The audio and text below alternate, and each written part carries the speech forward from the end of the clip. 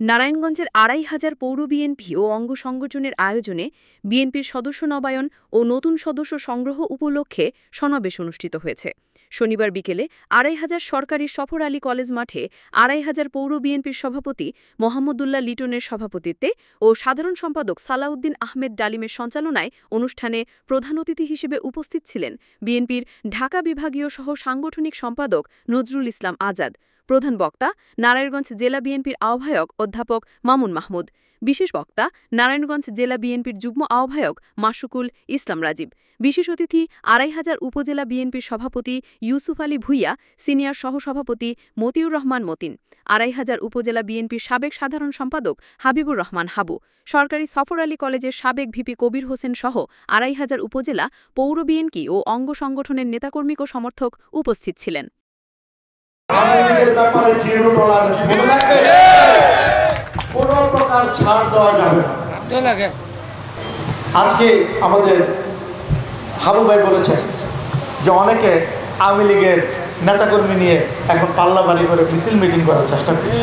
আমি কালাপাইরাতে শুনেছি, কালাপাইরাতে সামওয়ান আনোয়ার, যিনি স্বপন চেয়ারম্যানের সাথে যোদ্ধা ছিলেন, বাবুর অন্যতম সৈনিক, আজকে আমাদের কতিপয় লোকজন যারা নজরুল ইসলাম বাবুর সাথে বিগত সময় দালালি করেছে, তারা এখন কিন্তু তাদের মতো আনোয়ারের মতো এই আনোয়ার টাইপের লোকজনদের নিয়ে পরিস্থিতি নষ্ট করার চেষ্টা করছে, আওয়ামী লীগকে ইনফ্লুয়েন্স দেওয়ার চেষ্টা করছে।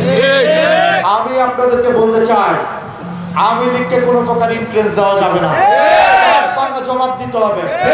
শুনেন, এই স্বৈরাচারী হাসিনা, রাক্ষসী হাসিনা কিভাবে দেশের মানুষকে হত্যা করে দেশের মানুষের সকল প্রকার অধিকার কুক্ষিগত করে রেখেছিল আপনারা দেখেছেন, কিভাবে গণহত্যা করেছিল আপনারা দেখেছেন, কিভাবে পালিয়েছে আপনারা তাও দেখেছেন।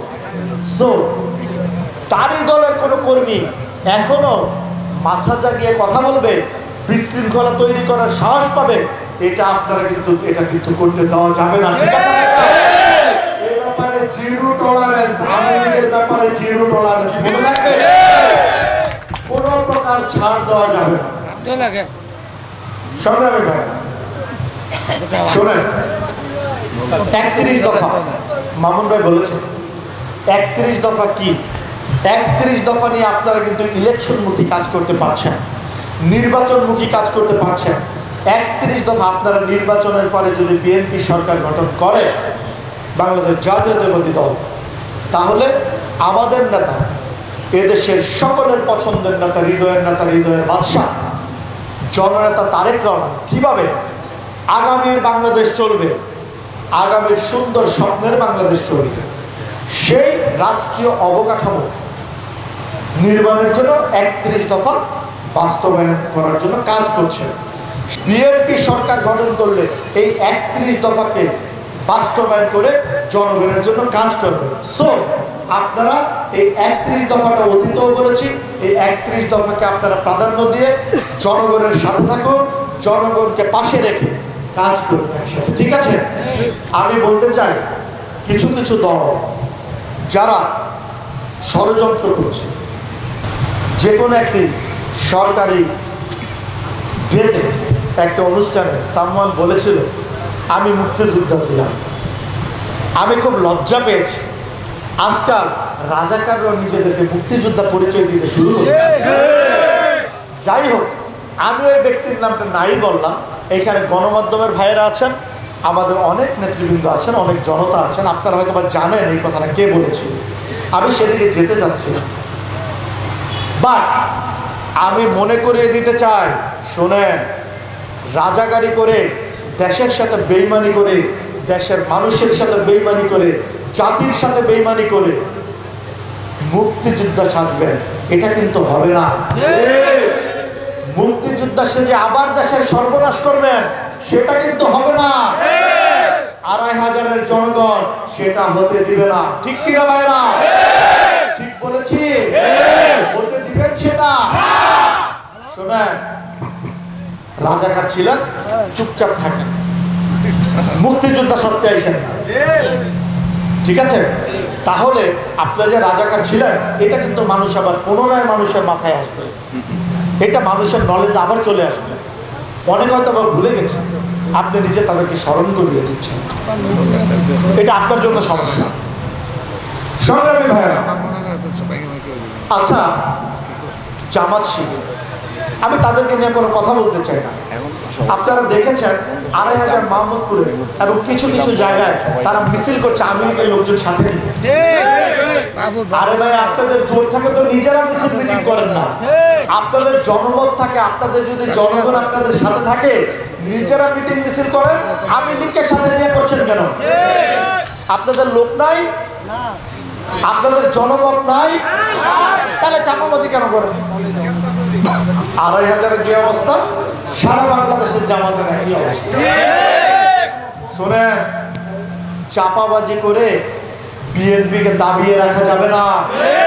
বিএনপি শহীদ প্রেসিডেন্ট জিয়াউর রহমানের দল, বিএনপি এদেশের গণতান্ত্রিক মানুষের মা দেশনেত্রী বেগম খালেদা জিয়ার দল, বিএনপি এদেশের যোদ্ধা, এদেশের গণতন্ত্রের প্রধান যোদ্ধা, এদেশের যে ১৭ বছরের গণতান্ত্রিক যুদ্ধ হয়েছিল সেই গণতান্ত্রিক যুদ্ধের মূল রূপকার, মূল নেতৃত্বদাতা, জননেতা তারেক রহমানের দলকে এত সহজে দাবিয়ে রাখা যাবে না। এই অপচেষ্টা আপনারা করবেন না প্লিজ, তাহলে লজ্জা পাবেন। জনগণ আপনাদের দাঁত ভাঙা জবাব দিবে। কি দেবে জনগণ? দাঁত ভাঙা জবাব দিবে, ঠিক কিনা ভাইরা? সংগ্রামী ভাইরা, আমি বলতে চাই আপনাদের আরেকটি নতুন দল হয়েছে, তারা ২৫০০ যাকে নেতৃত্ব দিয়েছেন সে কিন্তু সাবেক আওয়ামী লীগের নেতা। আপনারা বোঝেন কি অবস্থা? আমি খুব অবাক হয়েছি, আপনারা কিসের গণতান্ত্রিক মানুষের জন্য যুদ্ধ করেছেন? যাদের সাথে যুদ্ধ করেছে এদেশের মানুষ, যাদের সাথে যুদ্ধ করে রাক্ষসী হাসিনাকে বিদায় করেছে, আপনারা তাদেরকে এনে দায়িত্ব দিচ্ছেন। তাহলে আপনাদের কিসের দল? আপনারা কি করছেন? আপনারা তো দেশের মানুষের সাথে বেইমানি করছেন। দেশের মানুষ সবাই একসাথে নেমে একজোটে যে আন্দোলন করে ফ্যাসিস্ট হাসিনাকে বিদায় করেছে, আপনারা যদি সেই ফ্যাসিস্ট হাসিনার দূষণদেরকে আপনাদের দায়িত্বশীল পোস্টে বসান, তাহলে আপনাদের ঈমান কোথায়? আপনারা দেশের মানুষকে কি দিবেন? আপনাদের দেশের মানুষের জন্য দেওয়ার কি আছে বলেন? প্লিজ, দেশের মানুষের জন্য ভালো হবে, দেশের জন্য মঙ্গল হবে। ফ্যাসিস্ট হাসিনাদের মতো আর কারো এরকম রাক্ষসী হাসিনা যেন আর কখনো এসে এদেশের মানুষের গণতন্ত্র হরণ করতে না পারে, এদেশের মানুষের স্বাধীনতা হরণ করতে না পারে, এদেশের মানুষের সামগ্রিক অধিকার হরণ করতে না পারে, সেই দিকে লক্ষ্য রেখে আপনারা প্লিজ এরকম আওয়ামী লীগের কোন দালালদেরকে বা আওয়ামী লীগের নেতৃবৃন্দকে আপনারা কোনো প্রকার প্রশ্রয় দিবেন না প্লিজ। আপনারা দলীয় দায়িত্ব তাদের দিবেন না প্লিজ। আপনারা জনগণ কি চায় সেটা বুঝেন, যাতে জনগণের কল্যাণ হবে সেই কাজটা করেন প্লিজ। শোনেন আপনারা, আমি বলি, আমরা আন্দোলন করেছি, সংগ্রাম করেছি, যুদ্ধ করেছি, কেন করেছি? আমরা এদেশের আপামর জনগণ, জননেতা তারেক রহমানের নেতৃত্বে আন্দোলন সংগ্রামের মাধ্যমে যে ফ্যাসিস্ট হাসিনাকে বিদায় করেছে, কেন করেছে এদেশের জনগণ? একটা অবাধ, সুষ্ঠু, নিরপেক্ষ নির্বাচনের জন্য, যে নির্বাচনের মাধ্যমে তারা তাদের পছন্দের নেতাকে নির্বাচিত করতে পারবে, পছন্দের নেতাকে নির্বাচিত করে পছন্দের সরকার গঠন করবে দেশে, এবং সেই সরকারের মাধ্যমে তাদের সকল প্রকার গণতান্ত্রিক অধিকার রক্ষা হবে। তার জন্য তো করেছেন, ঠিক কিনা? হাত তুলে দেখেন, তার জন্য করেছেন না?